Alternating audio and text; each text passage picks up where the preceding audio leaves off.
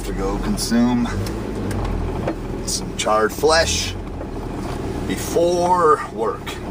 It's not good for me, but it's quick for me and cheap. And that's a sad situation. The cheapest, quickest food is also the worst for you. When in all reality, fruits and vegetables require very little preparation and are plentifully available.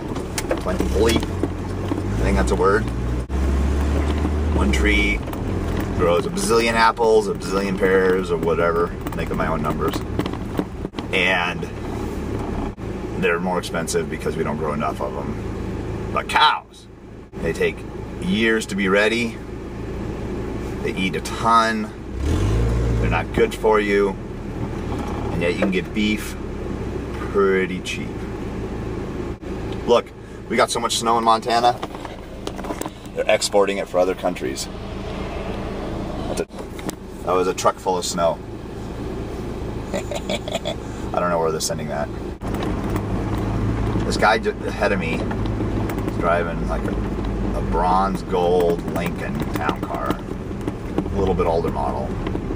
He just came out of a gas station. And his rear tires are almost completely flat. Snow, everywhere there's snow. I was watching some YouTube, shocker, and I watched some videos stating that there's a meteor coming that's huge. It's supposed to get kind of close to the orbit of Earth in September this year. And they think, depending on how the gravity of the other planets affect it, it's possible it could get crazy close. Now, 2 years ago in Russia, there was a meteor the size or the mass of the Eiffel Tower. I don't know how big it was. I don't think it was very big, but fairly massive. Anyways, it exploded in the upper atmosphere over a small town in Russia and blew out windows, turned the sky white with light, did all sorts of... Oh, I want to go that way. Anyways, it did all kinds of crazy havoc. There's lots of videos on YouTube. I don't remember what it's called, but you can go look it up. It was about 2 years ago. Meteor explodes, you know, in the sky or whatever. And anyways, it's supposed to be one that's like 10 times or 20 times the size of that one heading this direction. Well, I think there's lots of them coming that direction, you know. What do you guys think about fear-mongering on the news? How many of you guys watch Fox News? I'm not saying the CNN and CNBC and all those other ones are any better. I think Fox News does an exceptional job at fear-mongering. Order, please. Do you guys still have the rodeo burger? We do. Could I get one of those? Okay. And a junior Whopper? Any cheese? No cheese, please. Okay. Do you care for anything else? One of our Hershey pies? We got a new Reese's pie for $1.69. Sounds good, but not this time. Okay. I think this will do it. All right, $2.69. Thank you. Uh-huh. Hello. You'd be on the roof if it went anyways. Oh, yeah. Yeah. What do you think? Thank you. Uh-huh.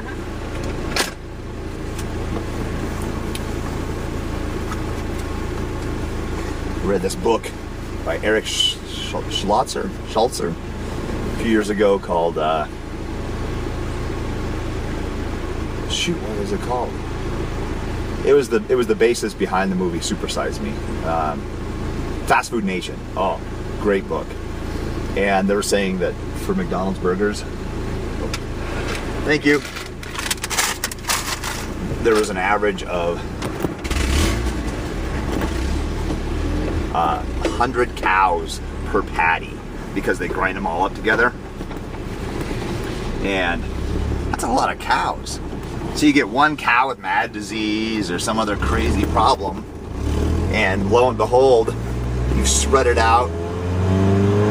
I don't know how many pounds of hamburger you can get out of one cow, but if there's 100 cow in each hamburger, that's spreading that disease out a lot.